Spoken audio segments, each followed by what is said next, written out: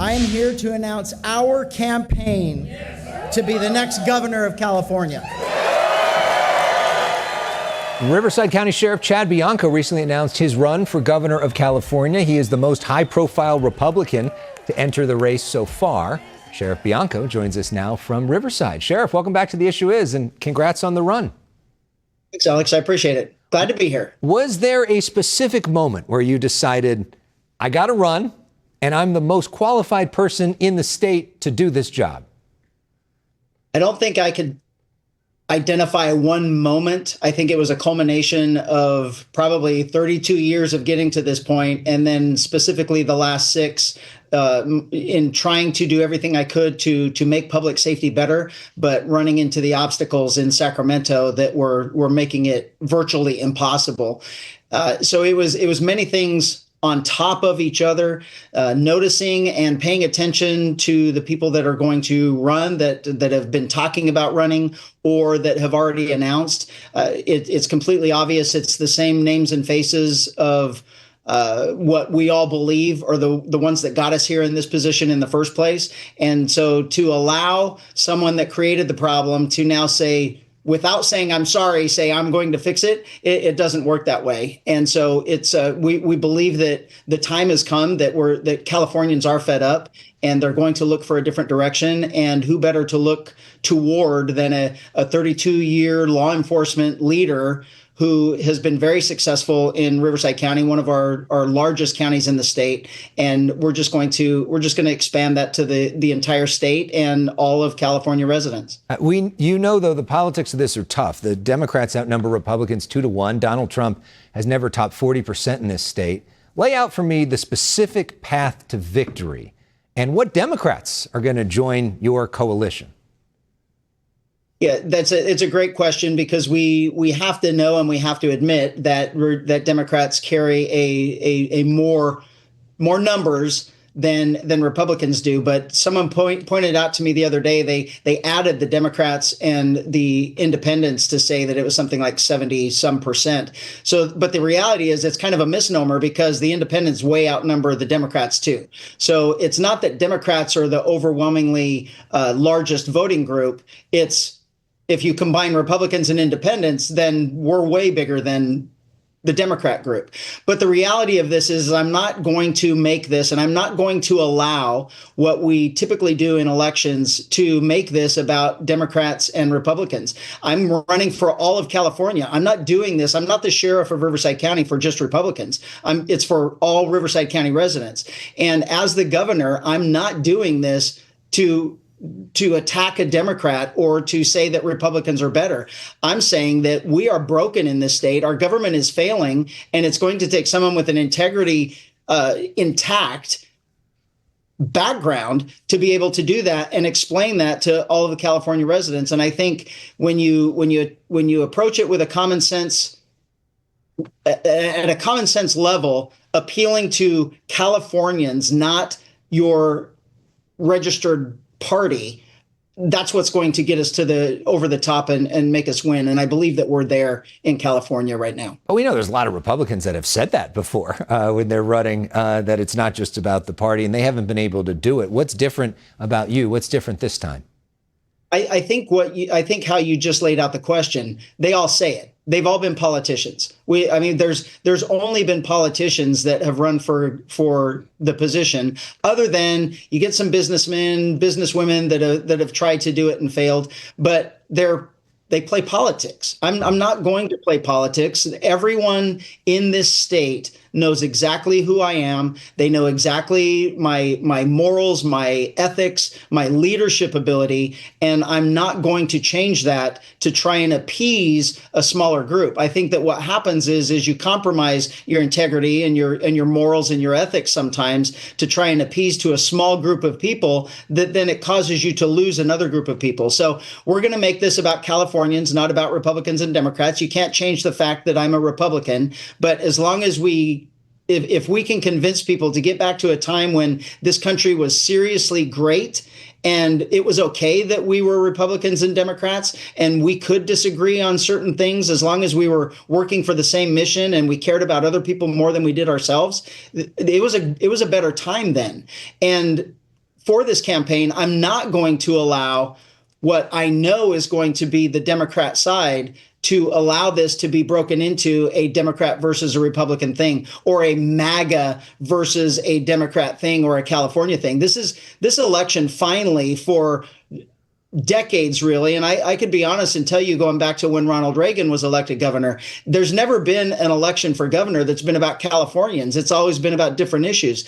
So going back to the time of Reagan, that was about California, and that's what I'm going to make us all talk about for this election. Yeah, and of course, Republican business people like Meg Whitman and John Cox had run before, unsuccessfully, for governor. They had never been elected to office before. Are you worried about Rick Caruso running and potentially stealing away some of those Republicans, some of those independents away from you? No, I'm not worried about anybody running. This is certainly going to be my race, and we're not going to try and, appease to anyone else or be worried about anyone else. I think, to be honest with you, over the last year, even in Democrat circles, independent circles, people were worried about whether or not I was going to get in the race, because they believe that the law and order aspect of where we are in California is going to be one of the main issues, which is 60 to 70% of the issues concern public safety. So honestly, I think Rick Caruso, I think he's a great man. I think he has nothing but the best interests of constituents, whether he's running for mayor or whether he's running for governor. I'm hoping that he truly does care about California. And personally, I would rather see him as the mayor over the Olympics, and I can be the governor. So maybe he'll support me. There you go. There can be a dual endorsement there. So we know you're passionate about fighting crime. What is one specific policy change that you could implement, even with a potential Democratic supermajority, that would make Californians safer? We will 100%. I will ensure that I will work with the Democrats in the legislature to ensure that the entire aspects of Prop 47 are done away with. We will repeal AB 109. We will start investing in our jails and our prison systems to not only make more bed space for criminals that harm us, because we have to get to a point where we have to realize that the only way to keep us safe is what you're seeing on screen. They have to be put away. They have to be held accountable, and there has to be a consequence. And when there is no consequence, there's no reason for them not to commit crime. So we're going to have to make this investment. We're going to have to get over this wrong and dishonest emotional argument of mass incarceration. We have incarceration of criminals. So what we need is stop committing crimes. And if you are going to commit crimes, we're going to put you in prison where you belong and keep you away until you've rehabilitated yourself, or we have, so you're not going to victimize us in public anymore. So public safety is going to be an easy fix for me, because I've known for 30 years where it all went wrong. So putting the right people in place, knowing what we've done in the past that worked, and knowing the things that did not work, that's what we're going to do. So, and along those lines, mass incarceration is never the answer. Incarcerating someone, which we have done in the past for simply possessing marijuana, that was dumb. It's always been dumb. So things like that will never happen. We have to use common sense. We have to learn from our past, and we have to use facts and real, truthful, honest data in our decision making, not emotions and sometimes flat out lies. You've said before that you don't support California's sanctuary state law, which essentially bars local law enforcement from helping ICE. There was a new statewide poll from PPIC that came out this week. It indicates, and maybe we can put this up on the screen, that 63% of Californians support the idea of the state working separate from the feds to protect the right of illegal immigrants. Do you disagree with that, or why do you think so many people have a different view than you? I think that was the same, that maybe we can put that back up there again, because I think that is my view. Yeah. That 63% supported the immigration enforcement and working with the federal government, right? No, it says the state working separately to support the rights of undocumented immigrants to stay here. Oh, I got you. I misunderstood the question. So It depends on the question that you're asking. If you ask the question of, do you support criminals, whether they're here legally or not, or whether they're here illegally, that is going to be substantially higher in favor of the same thing that I believe. No one wants criminals in our neighborhoods, in our communities. So why we are protecting criminals is beyond me. And the truth about SB 54 is local law enforcement has never been involved in immigration reform. We were lied to again, just like Prop 47, where we were absolutely lied to when things get either on the ballot or when lawmakers pass things. We're lied to about it. We have never, ever, ever been involved with immigration enforcement, except inside our prisons and inside our jails when we were going to release a person that was not in the country here legally in the first place. We would turn them over to ICE. And in Riverside County, our immigrant community wants that to happen. They don't want those criminals being released back into the community. And I do believe that we should not be involved in local immigration sweeps and immigration. That's the job of the federal government. But when those people have violated the trust of the public and victimized us, and we have them in custody, we should be turning them over to ICE, because they didn't come here any longer to make a better life for themselves. They came here to victimize us. And we can't allow that to happen when they're in the country illegally. We have local law enforcement never has cared about whether someone calling 911 was a legal immigrant or an illegal immigrant. We only care about whether someone was victimized and how can we help.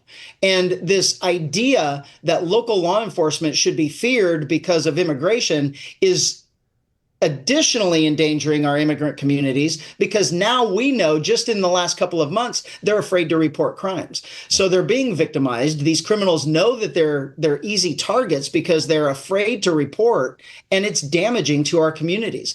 Local law enforcement has no business or interest being in that street level immigration enforcement, but we absolutely should be involved when it deals with criminals in our custody, that we have the choice of turning them over to ICE or releasing them back into the community.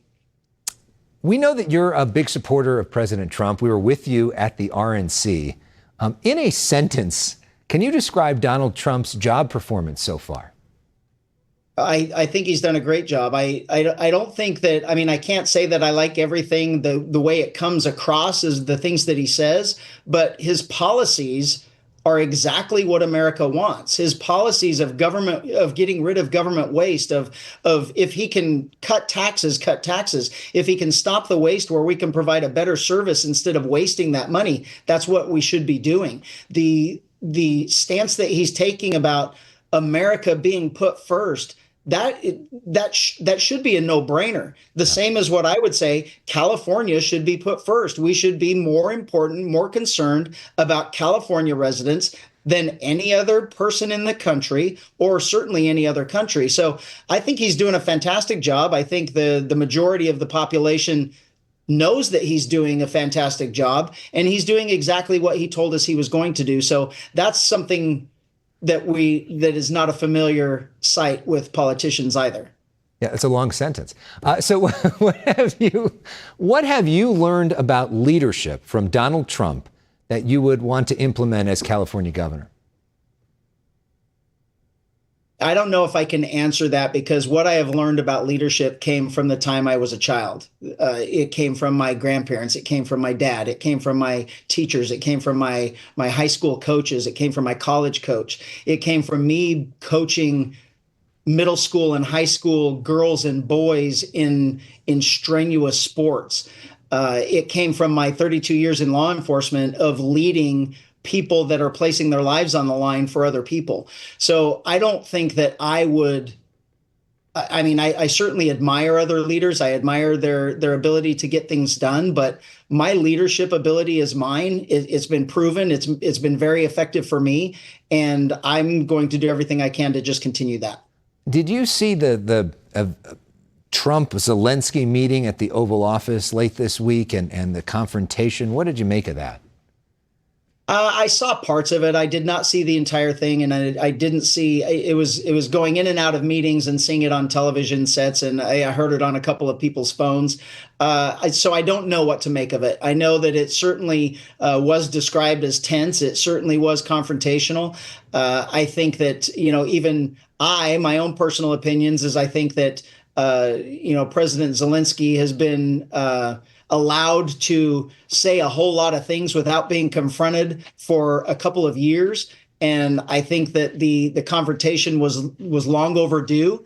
It's maybe a little odd that it was in that type of a setting, but and it happened. So and what do you make, because you talked about lessons that we can learn from the Trump administration. What do you make of Elon Musk's role? You're saying that maybe California should do something similar in terms of looking at our books. But what do you say to the government workers who are afraid they're going to potentially lose their jobs? yeah, I'm not. While I certainly am a fan of ridding ourselves of government waste, I'm not a fan of paying high taxes, especially when I don't like where it's going or when we don't know where it's going. So even taking my role as sheriff, being the number one spender of taxpayer money in Riverside County, I make absolutely sure that we are doing everything we can to be the most efficient, the most cost saving, and the most progressive as far as technology and advance that we possibly can to make our Riverside County residents safe.